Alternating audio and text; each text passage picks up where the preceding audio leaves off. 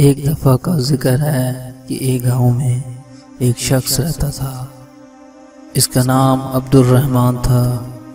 اس کے 3 بیٹے تھے، تینوں اپنے والد سے بہت محبت کرتے تھے۔ عبد الرحمن بھی اپنے بیٹوں سے بہت محبت کرتا تھا۔ ایک مرتبہ عبد الرحمن نے اپنے تینوں بیٹوں کو بلایا اور ان کو ایک ایک سیب دیا اور کہا کہ اس سیب کو ایسی جگہ جا کر کھاؤ جہاں تمہیں کوئی نہ دیکھ رہا ہو۔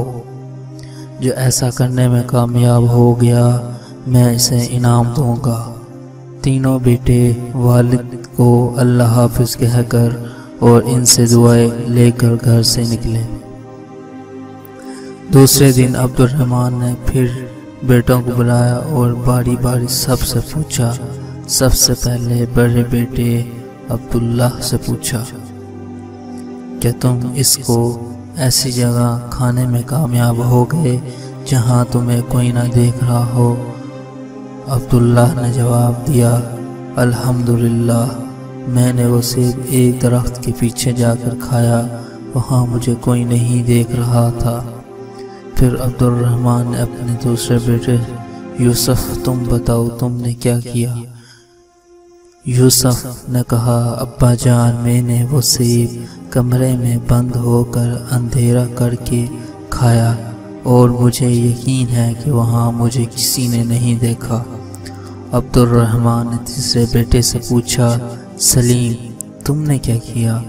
سلیم نے کہا، ابا جان، میں نے کتاب اسماء حسنہ میں پڑھا ہے، اللہ کا ایک نام ہے البصیر، ہر ایک کو ہر حال میں دیکھنے والا۔ میں نے بہت سوچا اور تلاش کیا لیکن مجھے کوئی ایسی جگہ نہ ملی جہاں میرا اللہ مجھے نہ دیکھ رہا ہو۔ اللہ تو ہر جگہ دیکھتے ہیں، اس لیے میں یہ سیب نہ کھا سکا۔ عبد الرحمن اپنے سب سے چھوٹے بیٹے کی عقل مندی پر بہت خوش ہوا اور اس کو انعام دیا۔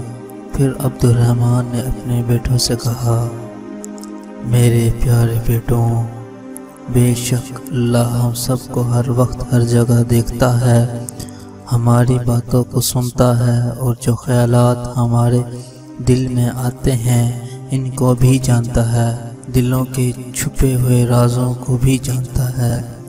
اللہ کی نافرمانی سے ہر وقت بچو اور اللہ کے سارے احکامات پر عمل کرو، جس پر اللہ تم سے راضی ہو جائے گا اور تمہیں دنیا میں راحت، سکون، اطمینان عطا کرے گا اور مرنے کے بعد ہمیشہ ہمیشہ کے لیے جنت میں داخل کرے گا، جہاں انسان جو چاہے گا وہ ہو جائے گا۔ انسان کے دل میں جو چاہت ہوگی وہ پوری ہوگی۔ جنت میں ہم ایک پرندے دیکھیں گے، اس کے کھانے کا جی چاہے گا تو فوراً بھون کر پلیٹ میں آ جائے گا، پھر اس کی ہڈیاں پر اللہ دوبارہ گوشت اور پڑ لگا دے گا اور وہ اڑ جائے گا، تو وہاں جنت میں مزے ہی مزے ہوں گے۔ بچوں، ہمیں اس کہانی سے سبق یہ ملتا ہے کہ ہم جو دنیا میں جو کچھ کر رہے ہیں ہمیں اللہ دیکھ رہا ہے۔